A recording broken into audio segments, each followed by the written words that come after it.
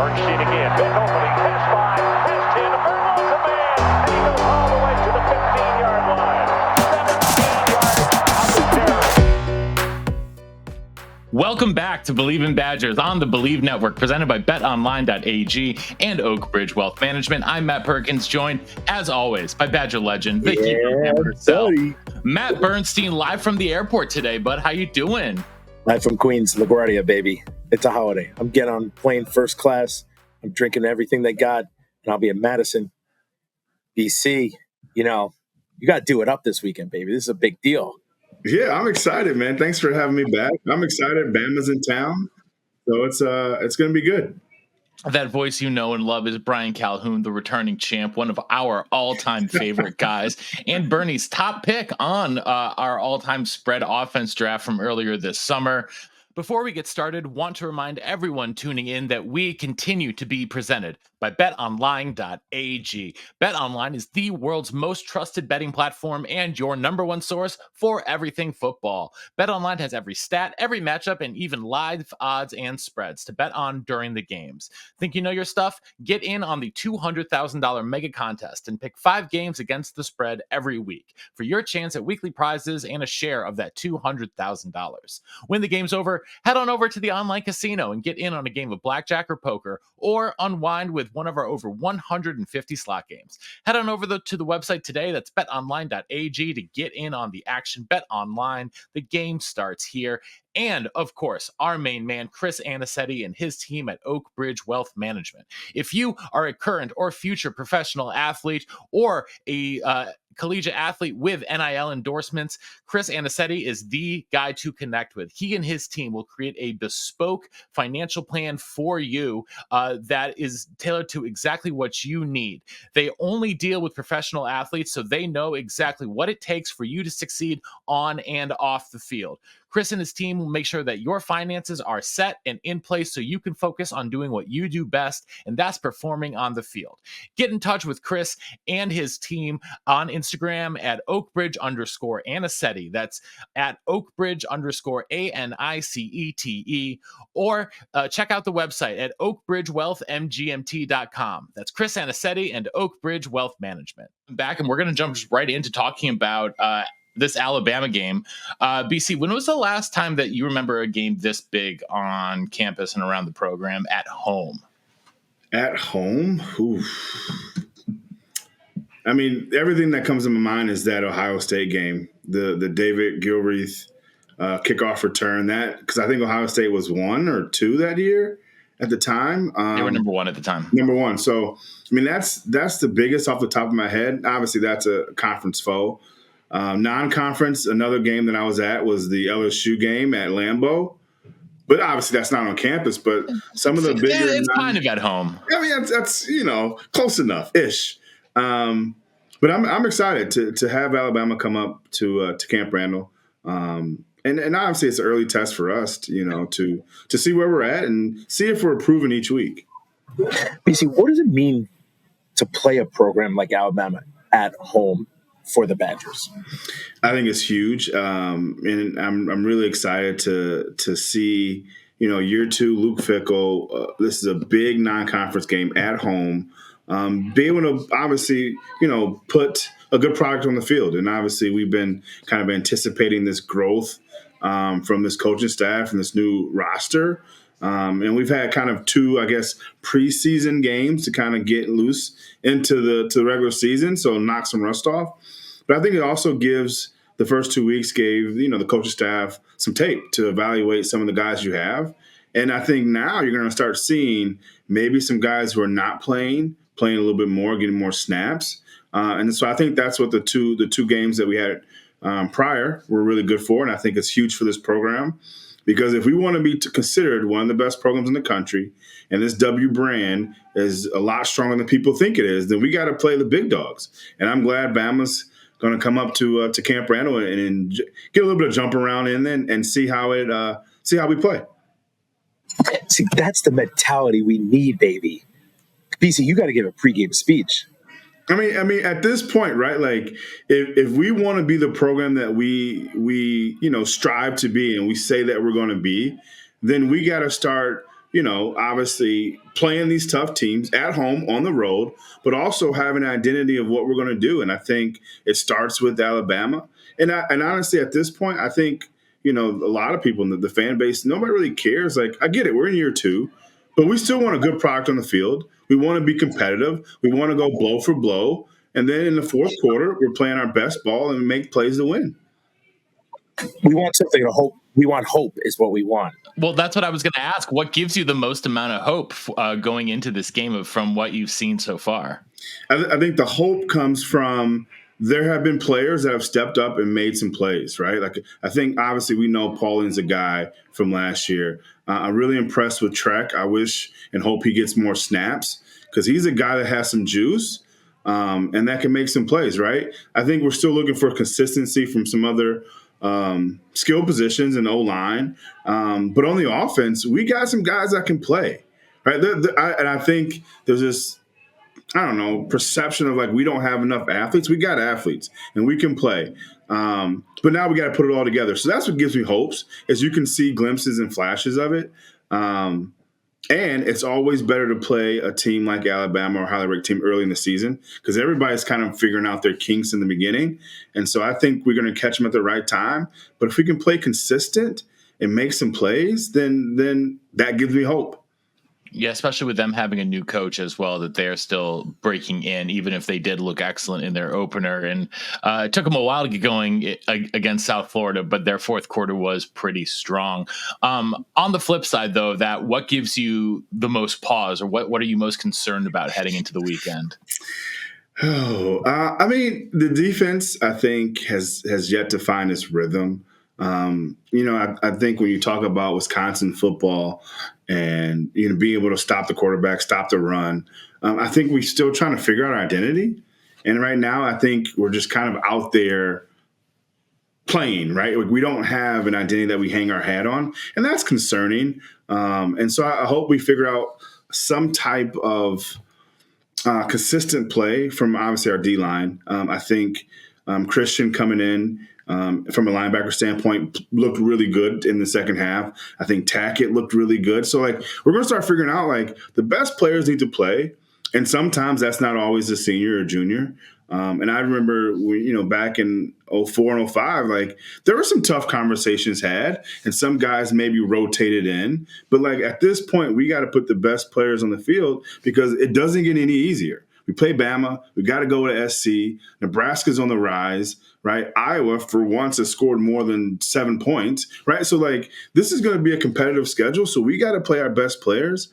And so I'm hoping that we can please put a consistent product on the field on Saturday and then build off of this and see what we need to continue to improve on. Calvin, I completely agree with you. I think our skill guys are way better than last year. I think we added some dudes who are dudes. I think the inconsistent play from the O-line, D-line is scary because it could really be bad. Terminal change for those passengers traveling to Tampa. No, not Madison. So, BC, I asked AD this question. Sorry, is this like really loud? It's okay. It's okay. It's really loud. Okay, so BC, I asked AD this. Big week coming up, huge. What do you do to ramp up for this week? Personally, for me, what I did was usually I watched a little extra film. I remember going up in between classes, going to Coach White's office, watching extra film of us, watching extra film of our team or of our opponent, and just getting more familiar with the guys that I'm going to play against, right? What are the linebackers' tendencies? What kind of coverages are they playing in the pass game? And I think that helped me be at ease. And then, throughout the week, Coach White, Coach Chris, they always added a few wrinkles of like, hey, I think we can exploit this team on this, or maybe get you out in the flat, or maybe it's going to be a power day. Maybe it's going to be outside run day, but like really figuring out and dial in with what we think is going to work. I think my biggest concern right now with the overall team, and I'll pose this question to you guys. Like, I feel like we lack identity, right? And so, like, years past, and I know I'm sounding like an old head that played back early 2000, but like when you played Wisconsin football, you knew what you're going to get. And I think when sometimes we lined up in and the power I with a fullback and 2 tight ends, like that was an equalizer for us because we're going to punch you in the mouth. Now the really good teams were able to respond, but I feel like we lack identity. So if we're, and I hate the word air raid, but if we're in a spread type offense, there still can be flashes of power football. And I think we have the backs. I think our O-line, for the most part, in the run game is not bad, right? They can open some holes. Like, we need to punch Alabama in the mouth. Now, right, like I understand. But we have to find some type of edge. And if that means leaning on the run game a little bit more with the backs we have and the O-line blocking we have, then we do that. There's some games you're like, it's going to be a track meet. We're going to have to throw it across the yard. Then we morph into that. But I think right now we're kind of lacking in identity. And I'm curious to hear what you guys think just from watching, the first 2 games. Like, what do you think our identities? What do you think that we're lacking, going into week 3? Matt Perkins, I'll let you take this one first. I think they're lacking the gusto, the chutzpah, for lack of a better term, to push the ball downfield. And why is that? Because that's a year and 2 games in. We lack explosive plays in the air, which I'm curious what you think.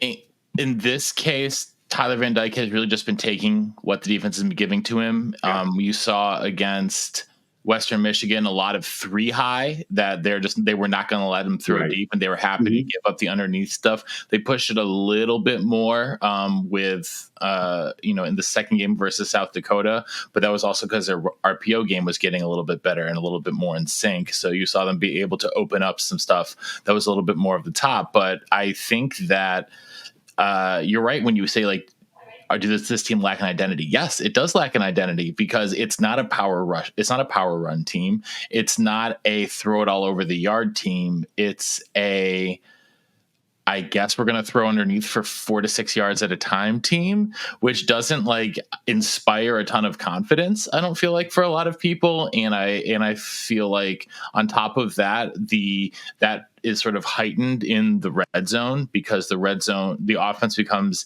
even more stagnant, and it seems to be such a chore to just get yards, especially when the field is being condensed like that. So I don't think offensively they really have an identity because they don't have a mauling offensive line. It's not like it's the units that were there in 2010, 11, 12, or even when you guys were playing. Like, I don't feel like it's a vintage offensive line in that same way. So I do, and so maybe because of that, they are trying to lean on the quick pass game more. But if the defensive backs aren't respecting you to be able to beat them deep, they're just going to be able to come up and tee off on you. So I don't know why they're not pushing it down the field more. Maybe they will for Alabama. Maybe they've been, keeping a couple of extra tricks up the sleeves, not wanting to show too much yet. But this is the time to bring it out, Bern.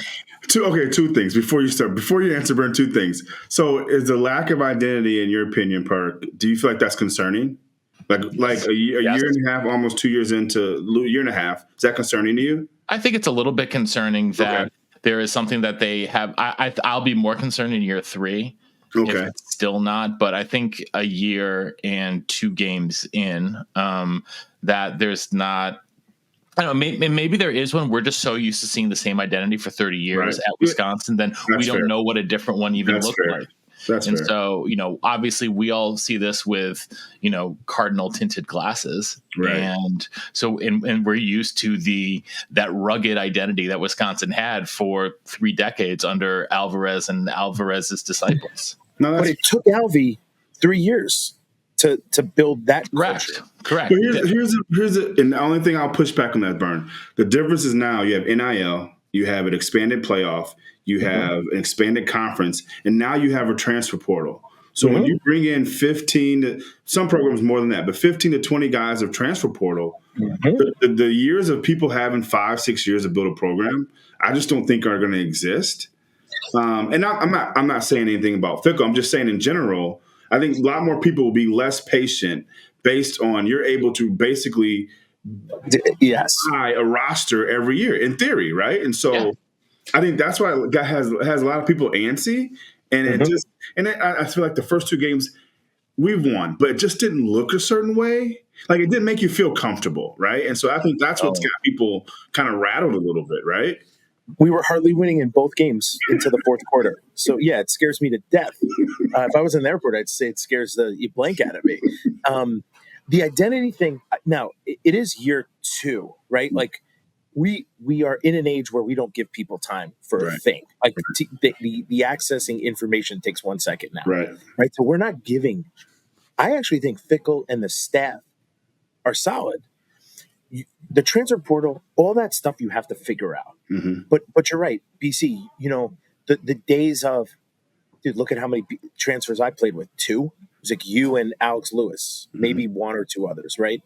The days of, I'm just nervous. Like, is Fickle able to evolve? Because he still was, Cincinnati didn't have a lot of transfer guys. If you look at, are we going to be able to build that culture where somebody comes? Let's take me, for instance. I was horrible when I showed up. Couldn't block it. CB Dub was like, this guy's embarrassing. But I grew into that. And then all of a sudden you grow into being a captain and you're dominating. Do we have that anymore? Like, is that even a culture thing? Like, people don't wait their turn. No. Look at Sorgi. He played 1 year and he dominated. Then he went and played in the NFL and won some Super Bowls. Do you have dudes who wait their turns to do? That's not the culture. Then if that's not the culture, what is Fit going to do? Because to me, that's really hard to build something when you're right, when you can just get new teams every year. It's not the NFL.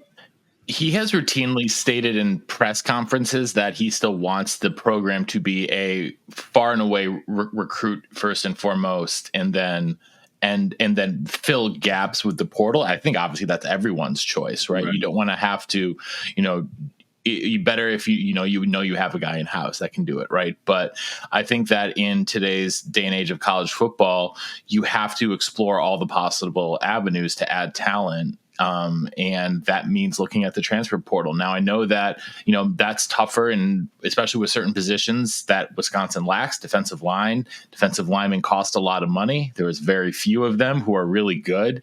And those ones who are really good are getting paid, 7 figures from the portal. Crazy. It's the NFL. It's crazy. It is. It's the NFL. It's bananas. And so I think I will that, say, go ahead, Bern. Matt Perkins, Brian, BC, how many, you give him another? Should we give Fickle this year, obviously? Oh, this year and next. And next. But I think it's very telling. I think this year will be telling to see. I mean, you can't go 2 years of having subpar seasons. I mean, but what if they don't make a bowl this year? That's 25 years in a row, right? And I know Guard kind of went through the same thing where he missed 1 year. He for sure, I think, gets 3, right? But he gets 3. But it has to look a certain way. Like, if we're 6-6 or 6-7, whatever it is, and we're competitive, and it's like, all right, we're physical, we're making plays downfield. They're just a year ahead of us. That's one. See, let me pose something to you, because I watched the games. Obviously, the identity thing for sure. We're kind of finding things on offense and defense for sure. To me, it's a lot of like the energy, like the celebrating, the energy, the excitement to be playing football. Just seems like it's a job. And So at you're times, saying that it's lacking. I guess they have things to celebrate. Dude, I remember playing, like, celebrating everything. Like, I don't know, like, you have such limited opportunities. I just want them to go and have fun. And I feel like now we were tuned up and we were competitive and we were ready to play games. But I also think we were having a good time on the field while we were successful. Bern, there wasn't any money involved. And I'm just being completely honest. No, that's true. That's true. We were having summer jobs painting the stadium, right? Like, you know what I mean? For like $5 an hour. I hate that's a reality, but for some people, right, that may be part of the conversation. It may be. I just want to see more excitement to be out there. Make plays, go have fun, do it because you want to, because you love football. Not everyone loves football. I understand that they're just really good at it and they'll do it. But I don't know. I think the excitement needs to be there. The shedding the tension, the anxiety, all these things, and just going out there and playing football because you love it, you're good at it, and you know what you're doing, and play confident. That's it. I just want to see that. If you make a mistake, so what? You make a mistake. Dude, Coach White, I remember, and BC, you weren't there because this is like very early on for me. I used to slap my hands or slap my helmet like, oh, what an idiot, you know? And Coach White paused it. And he goes, hey, Bernie, I don't even know if you made a mistake, but the way you're doing this body language looks like you really made a mistake. Let's run it back. And he's like, oh, look, you made a mistake. You didn't block your guy. You look like an idiot out there. Don't ever do that again. So I would literally miss blocks, fall on the ground, hold, I didn't care, jog off like I did the best. I jog on my head high like I did the best job. And you know what? It's all about that, that not caring. Next play, like, let's go. We're going to get it right the next time. That's what makes me nervous. Those are things that are easy to me. Right. It's not the game. It's just it's your ability to just want to have a good time and to just dominate. Yeah. No, I agree with you. But is it hard to have that attitude when you're getting manhandled at the line of scrimmage on both sides of the ball? I think it might be a little bit of lack of confidence, like true confidence in your ability, your preparation, your confidence of us being better than them. I think there's a little bit of lack of that because we are still in a state of like, we don't really know what we are or who we are, right? Well, and one of the things that, I think there are a couple guys who have really shown up on film as a little bit more fearless than the rest of the guys. Tretch Kekahuna, who you mentioned, I think is one of those guys. He plays with zero fear, right? Will Pauling, same way. Zero fear. Like those have the attitude that Bernie has talked about. They go out there, have fun, work, everything, but they're showing zero fear. They know that they belong. I thought that Tackett Curtis played like that once he 100%. Got snaps in the second half. I thought that Christian Allegro plays like that.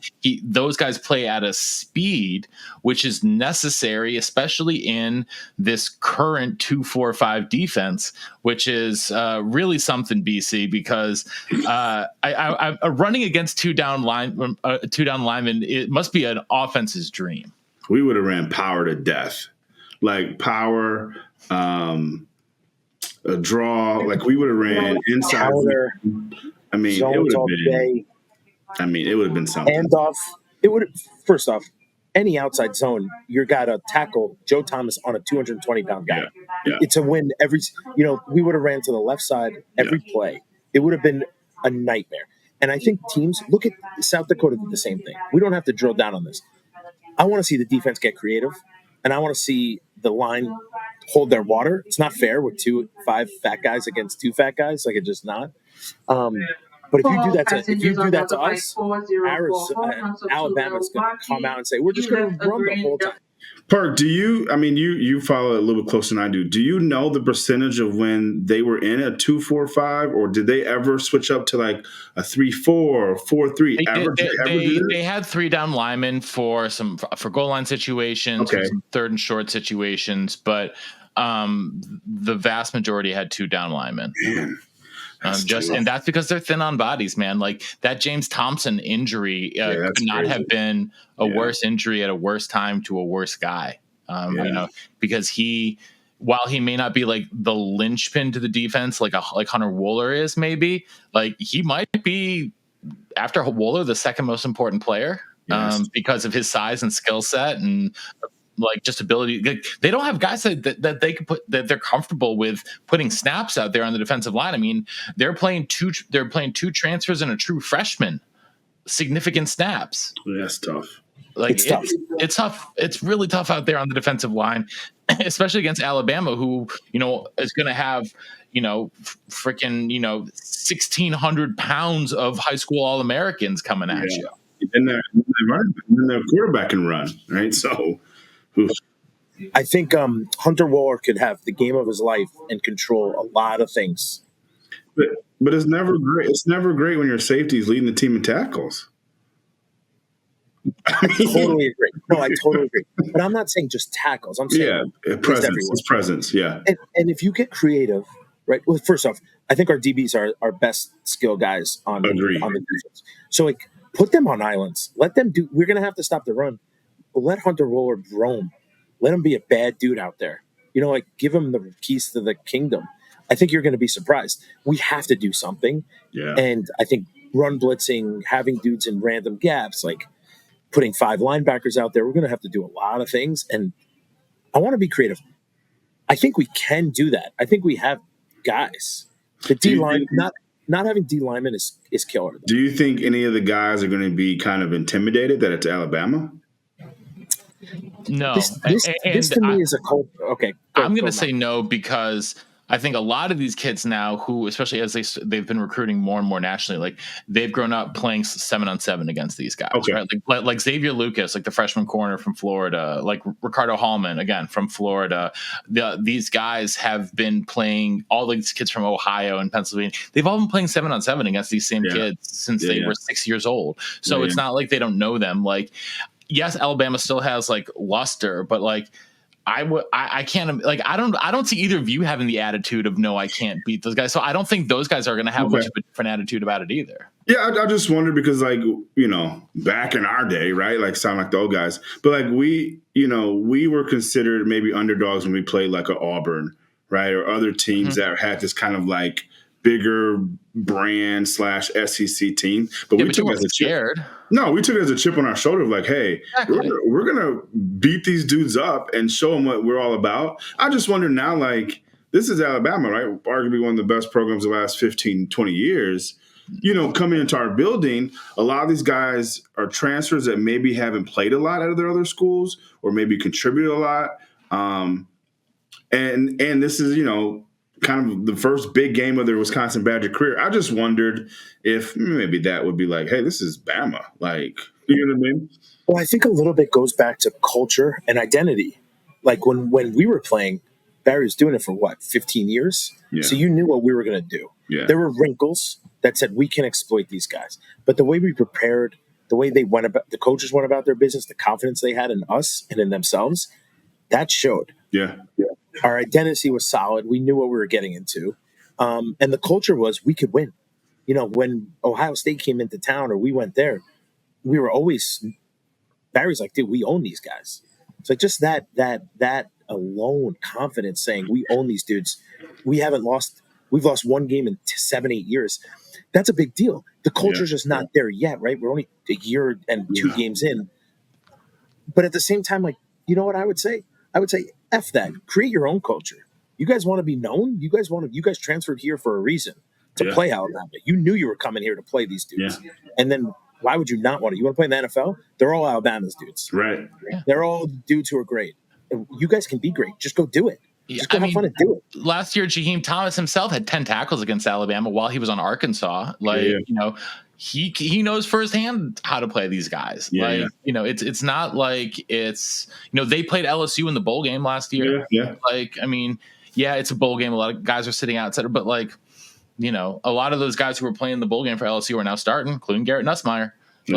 So you're not just wondering about people's psyches because you play teams with big names or big programs. Sometimes you get in your head a little bit and overthink things. I would imagine, thank God, online discourse wasn't what it is. Back 20 years ago, right? But they're hearing what people are grumbling about on social media. So I'm sure that plays something into it. But I don't know. I still believe at the end of the day that high level NCAA athletes don't fear anyone at all, and have the mentality that they can win any game they step foot on the field. But it's not the easiest mentality to just have, though. So no, it's not. It's easy to say, like, I think everyone doesn't fear anyone. So when we went to Penn State, I told this story already. CBW was like, dude, you're going to go to Penn State. You're going to look at their jerseys. Their shoulder pads sit high. Their shoulders are out. They're jacked. They look like they're 7 feet tall. He's like, they ain't 7 feet tall, and we didn't want half those guys. Like, it's just like, it's those things that, when I was playing, when we went against Ohio State or Iowa, who had some of the best linebackers around, I always said, man, I want to be the best fullback known.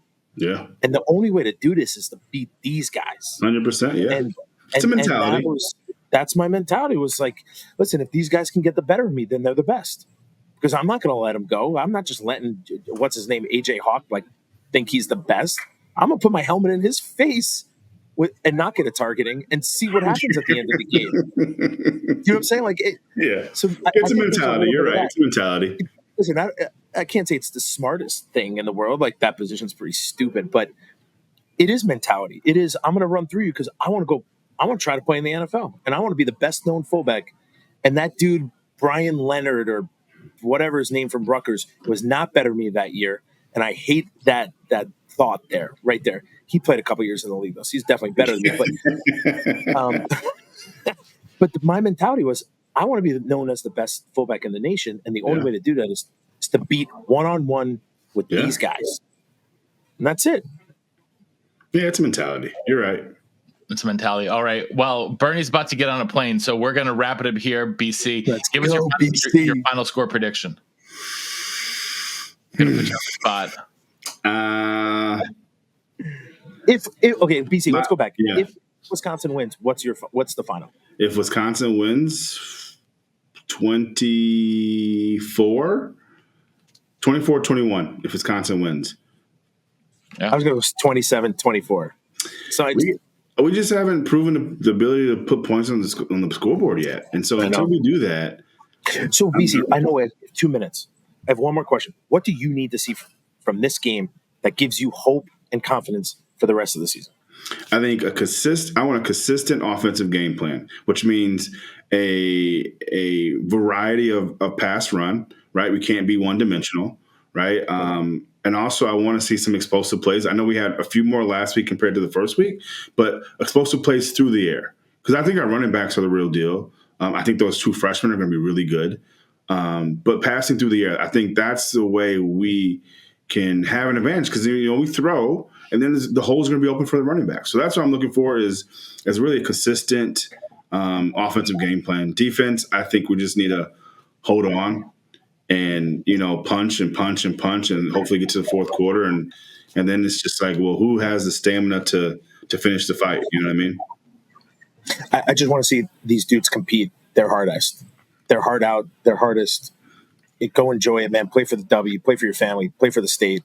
But on offense, definitely, I completely agree with you. Scheme, game plan, and take some freaking deep ball threats. If I'm Tyler Van Dyke, I'm going to be like, you know what? Hey, Bryson Green, just go deep, dude. Schoolyard. I'm telling you, you're going to, after this game, you're going to see some guys rise to the top, and that's going to demand, from their play, more playing time. When you start playing big teams and talented teams, your best guys usually show up. And I think there's going to be a lot of guys who haven't been getting a lot of reps and get some more reps going forward. Who do you think that guy's going to be? I think Trek, we got to figure out a way to get Trek. Yep. And one thing on offense that I'll say, we need more motions and shifts. And 100%. That allows you, it slows down the game for Tyler because, man or zone. But it also allows you to leverage the coverage based on where you're moving. And Trek has to play more on offense. He has to. Because if he sits the bench and plays a third of the snaps, that's not good enough. And then we got to start talking about, well, is our offense and the coordinator the correct fit? Because we got to identify our talented guys, and we got to play those guys. And right now, Trek has proven in his limited sample size that he's an explosive offensive player, and we need explosive plays. Yep, absolutely. I love everything you're saying, BC. I also would like to see different packages. Yeah. And I love the motions. We do no motions. None. I think we did one last game. Just a couple to really annoy people. I know people hated the jet sweeps, but those freshman running backs and Trek, you can do that 1 or 2 times a game. Couple more bubble screens, you can sprinkle that stuff in and not have to drastically change what you're doing on offense. I totally agree. BC, I will drink a beer for you standing next to you in Madison, Wisconsin, come Saturday morning. Breakfast beers. I think that's what they say. Breakfast beers. What do the kids say now? I don't know if that's it, but that's okay. It's okay. It's all right. Kegs and eggs. Bernie will be. Bernie's going to be medicine for the game. BC's going to be medicine for the game. I'm very jealous. I will not be there, but we do appreciate everyone tuning in to Believe in Badgers on the Believe Network, presented by BetOnline.ag and Oak Ridge Wealth Management. To get ready for the Alabama game, enjoy it, folks. Have a great time, and obviously, until next time, on Wisconsin. On Wisconsin. Good seeing you guys. Wisconsin.